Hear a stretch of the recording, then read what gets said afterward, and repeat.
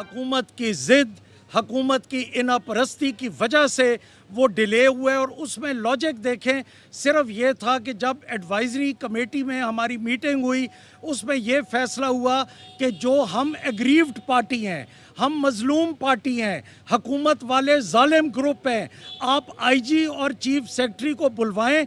और अगर आप ये समझते हैं कि ये 12 करोड़ अवाम का यहाँ इजलास और यहाँ उनके हकूक़ की बात होनी है, तो क्या आईजी पंजाब या चीफ सेक्रेटरी पंजाब उन 12 करोड़ अवाम के टैक्स पेयर से उनके उन्हीं के पैसे से उनकी तनख्वाह नहीं बनती? वो आए, वो जवाब दें कि उन्होंने हाउस का तकद्दस तो हम बना रहे हैं, हाउस के अंदर पुलिस उन्होंने भेजी। पाकिस्तान की पूरी तारीख में आज तक किसी असेंबली में पुलिस नहीं आई। हम चाहते थे कि हम उनसे जवाब लें, जिसके लिए हुकूमत ने बहुत गलत तरीके से आईजी और चीफ सेक्रेटरी को तहफ़्फ़ुज़ दिया, उनको छुपा दिया। और रात को 11:15 बजे उन्होंने कहा कि जी वो चूँकि लाहौर से बाहर गए हुए हैं, किसी ज़रूरी मीटिंग पे गए हुए हैं, उस पे हमारा एहतजाज था। हमने कहा जब तक असेंबली के अंदर की पुलिस और हमारे पे जो पर्चे हुए, जो हमारा पुरअमन मार्च था और हमारे कारकुन और ये सब कुछ जो हुआ है, ये एक बहुत ही घिनौना और गंदा इन्होंने काम किया है। इसके लिए इन दोनों को आना चाहिए, इनको जवाबदेह होना चाहिए और ये अवाम के खादे में। और दूसरी बात है, जब चीफ मिनिस्टर आ रहे हैं तो चीफ मिनिस्टर की इज़्ज़त के लिए आईजी और चीफ सेक्रेटरी को आना चाहिए था। वो फिर भी नहीं आए, वो उसी ज़िद पे कायम रहे और तहफ़्फ़ुज़ क्या दे रहे हैं उनको। और 12 करोड़ अवाम पंजाब का इनको कोई लिहाज नहीं है। शुक्रिया। पंजाब में ये पंजाब की तारीख में पहली दफ़ा ये हुआ है कि आज बजट जो है वो पेश होना था और ट्रेरी बेंचों की तरफ से मुसलसल एक इंतहाई गैर जिम्मेदाराना रवैया इख्तियार किया गया। जब बिजनेस एडवाइजरी कमेटी में ये तय हो गया था, बैठ के एक कमेटी बन गई कि जो जुल्म, तशद्दुद, वहशत और बर्बरियत इख्तियार की गई पंजाब असेंबली के अंदर और उसके बाद 25 को जो हमारा आज़ादी मार्च था उसके हवाले से, ये सारी चीज़ें घंटों इस पे मुज़ाकरात हुए और एमिकेबली ये बात सेटल हो गई कि हाउस के अंदर जाकर 15 मेंबर्स इस पे बात करेंगे और जो वाक़यात हैं वो सारे सामने रखेंगे और आईजी और चीफ सेक्रेटरी वहाँ पर मौजूद होंगे, वो जवाबदेह होंगे, वो मौजूद होंगे। लेकिन डेलिब्रेटली उन्हें हाउस के अंदर आज नहीं लाया गया। मैं ये समझता हूँ कि ये पंजाब के हुक्मरानों की बदनीति इससे ज़ाहिर होती है। वो इसलिए उन्हें सामने नहीं लेके आए कि इन्हीं के हुक्म के ऊपर ये सारा कुछ जो तूफ़ान बदतमीज़ी हुआ वो पंजाब असेंबली के अंदर और आज़ादी मार्च के दिन, मैं ये समझता हूँ पंजाब की तारीख का आज ये एक इंतहाई अफसोसनाक रवैया है हुक्मरान पार्टी की तरफ से कि उन्होंने आज डेलिब्रेटली इन सारी चीज़ों को सबोटाज किया। बिल्कुल सही है। देखिए, इसमें जो मैं ये समझता हूँ कि आज पंजाब असम्बली की तारीख के अंदर स्याह दिन है कि बजट 2 बजे का इन्होंने बजट हाउस के अंदर प्रेजेंट करना था। 8-8:15 बजे जाके ये इजलास शुरू कर रहे हैं और चीफ मिनिस्टर जो जाली है वो 10 बजे के बाद भी नहीं आया है और वो हाउस में आने से इनकारी हैं।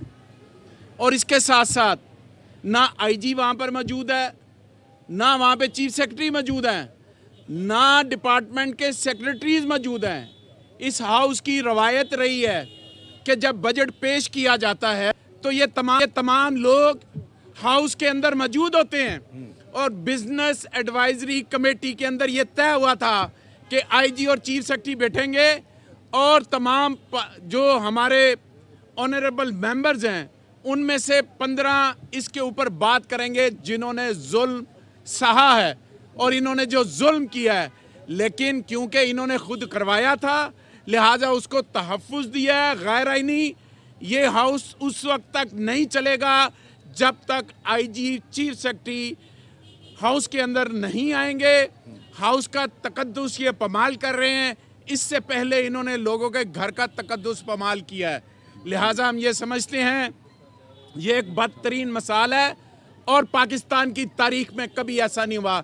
ये पहली दफा हुआ कि इनकी हट धर्मी जिद अनापरस्ती आड़े आई है और बजट पेश नहीं हुआ। कल जब इजलास होना है तो स्पीकर की रूलिंग है, आईजी भी आएंगे, चीफ सेक्रेटरी भी आएंगे और चीफ मिनिस्टर भी आएगा, तब जाके हम बात करेंगे और बात आम अवाम के आईनी हकूक की जो आइन ने दी है हम उसके मुताबिक करेंगे। ये इससे भाग रहे हैं और हम इनको नहीं भागने देंगे इंशाअल्लाह।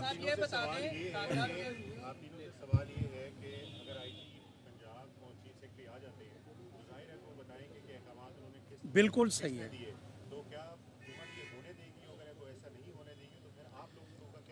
देखिए, अगर वो आईजी स्पीकर की रूलिंग है, स्पीकर की रूलिंग को कोई चैलेंज नहीं कर सकता। स्पीकर आज बड़ी वाज़ेह रूलिंग दे चुके हैं कि जब तक आईजी और चीफ सेक्रेटरी हाउस के अंदर यहाँ नहीं आएंगे उस वक्त तक हाउस की कार्रवाई नहीं चलेगी।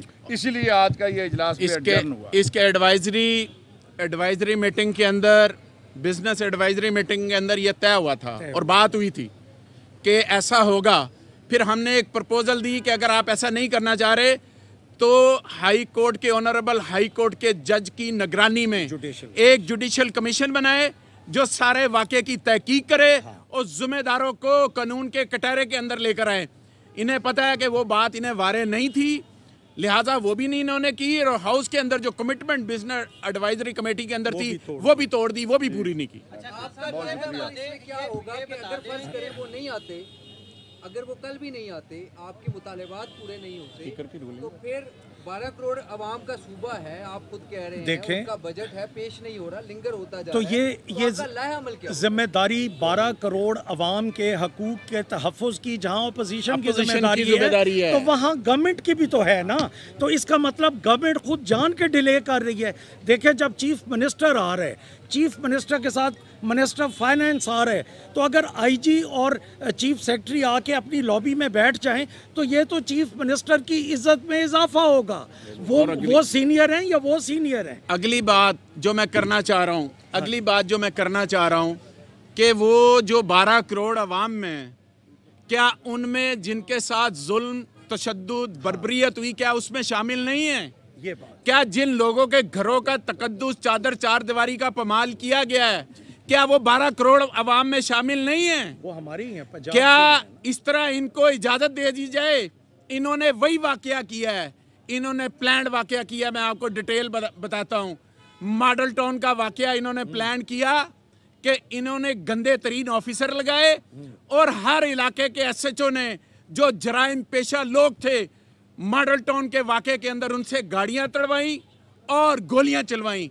इन्होंने 25 मई का वाकया भी उन्हीं लाइंस के ऊपर किया है।